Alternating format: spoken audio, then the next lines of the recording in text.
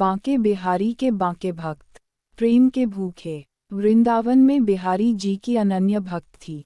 नाम था कांताबाई। बिहारी जी को अपना लाला कहा करती थी, उन्हें लाड दुलार से रखा करती और दिन रात उनकी सेवा में लीन रहती थी। क्या मजाल कि उनके लल्ला को ज़रा भी तकलीफ हो जाए। एक दिन की बात है, कांताबाई अपने लल्ला को विश्राम करवा कर खुद भी तनिक देर विश्राम करने लगी, तभी उसे जोर से हिचकियाँ आने लगी और वो इतनी बेचैन हो गई कि उसे कुछ भी नहीं सूझ रहा था।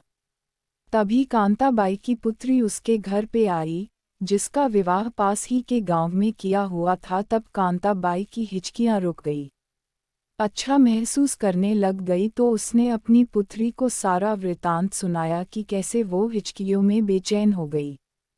तब पुत्री ने कहा कि माँ, मैं तुम्हें सच्चे मन से याद कर रही थी, उसी के कारण तुम्हें हिचकियाँ आ रही थीं, और अब जब मैं आ गई हूँ तो तुम्हारी हिचकियाँ भी बंद हो चुकी हैं। कांताबाई हैरान रह गई कि ऐसा भी भला होता है। तब पुत्री ने कहा, हाँ माँ, ऐसा ही होता है। जब भी हम किसी अपने को मन से याद करते हैं तो हमारे अपने को हिचकियाँ आने लगती हैं। तब कांताबाई ने सोचा कि मैं तो अपने ठाकुर को हर पल याद करती रहती हूँ, यानी मेरे लल्ला को भी हिचकियाँ आती होंगी। हाय, मेरा छोटा सा लल्ला हिचकियों में कितना बेचैन हो जाता होगा। नहीं, ऐसा नहीं होगा, अब से मैं अपने लल्ला को ज़रा भी परेशान नहीं होने दूंगी। और उसी दिन से कांताबाई ने ठाकुर को याद करना छोड़ दिया। अपने लल्ला को भी अपनी पुत्री को ही दे दिया सेवा करने के लिए। लेकिन कांताबाई ने एक पल के लिए भी अपने लल्ला को याद नहीं किया। और ऐसा करते करते हफ्ते बीत गए और फिर एक दिन जब कांताबाई सो रही थी तो साक्षात बांके बिहारी कांताबाई के सपने में आते हैं और कांताबाई के पैर पकड़कर खुशी के आंसू रोने लगते हैं।